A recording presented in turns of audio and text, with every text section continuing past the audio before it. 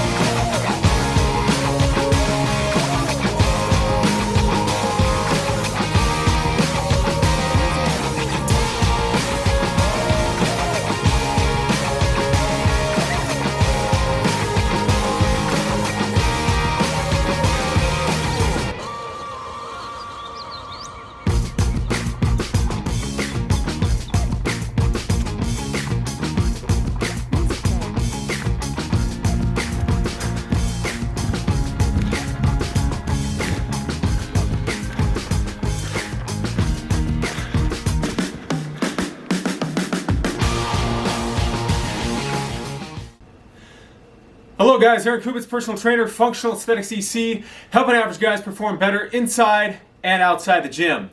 So my energy levels are a little bit higher right now, specifically because I just went out for a run. This video here is completely unscripted, but I wanted to shoot it for you because so often I've been doing like this on this fitness journey for, let's say, 17 years now, right? I started working out, when I was like 11 years old, creating my own stuff, and then I had digestive issues, caused me to lose 30 pounds of muscle mass. I struggled with that for most of my adult life, and actually the 17 years that I've been working on rebuilding myself from that point. So 11 years old up to that point, and then 17 years after that point, I've been focusing on this stuff. And so there's so many insights and so many things that I've learned on that journey, but I have a tendency to forget about it because once you fix one problem, you move on to the next problem, and you're focused on that thing, right? If it's not an active pain point in your life, you're not going to focus on it. I remember years ago, my uncle was talking to me, and he told me one thing. He's like, a lot of people, they say, Mark, why do you think about your problems so much and you complain about your problems so much and everything? And he's like, well, when you have these problems and they're a very pressing,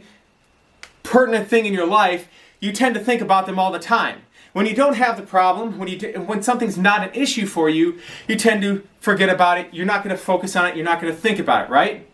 And so that being the case, many times I want to give actionable good advice for people on how they can fix their lives or fix their fitness, improve their fitness, and do it from a authentic place, right?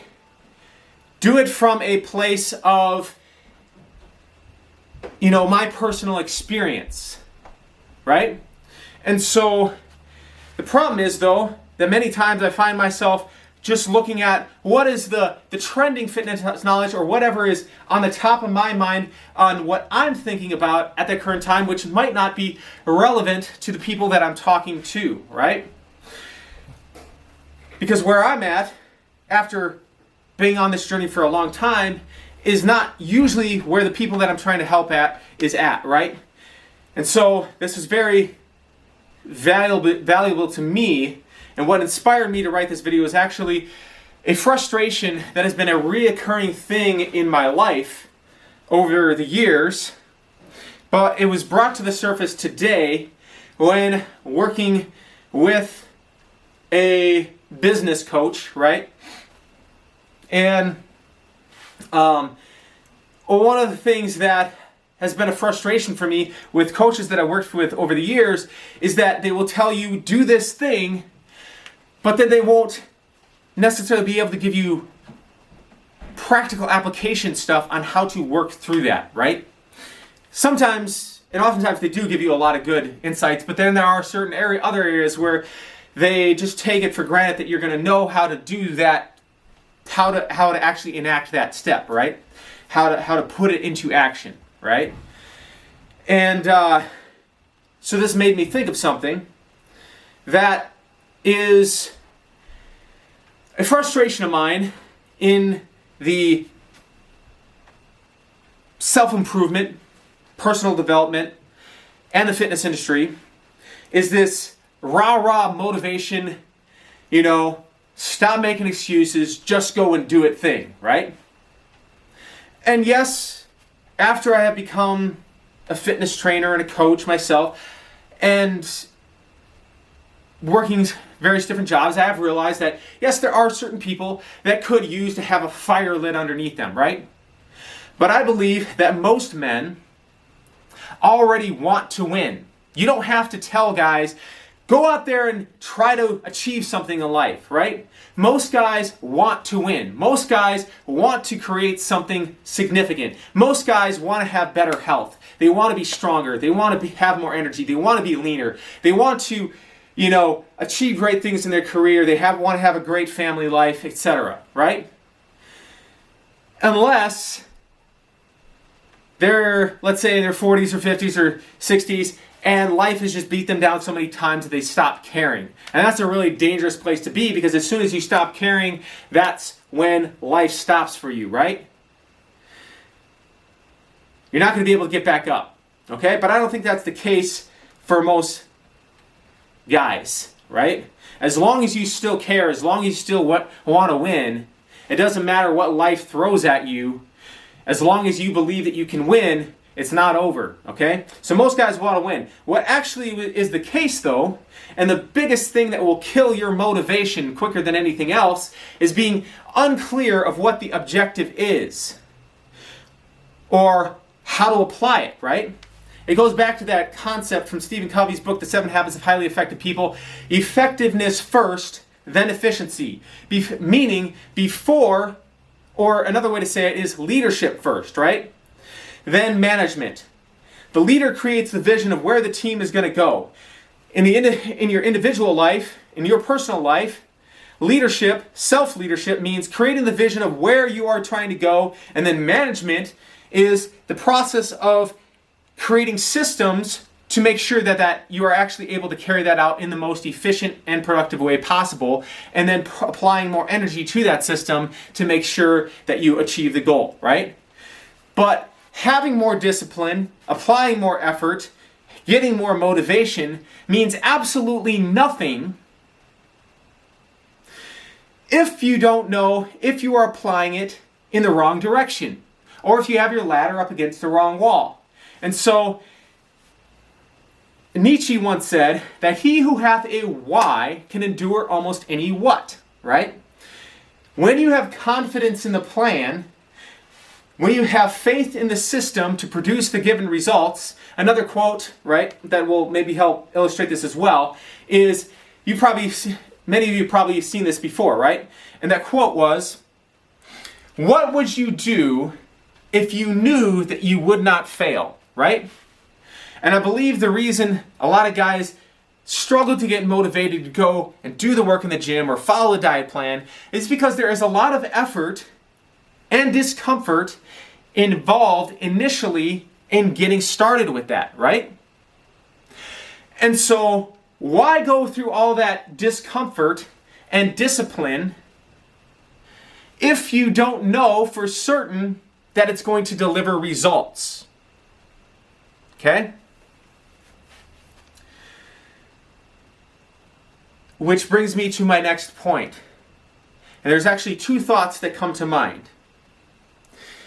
And the one was, the pastor of my church when I was in high school had this poem, right?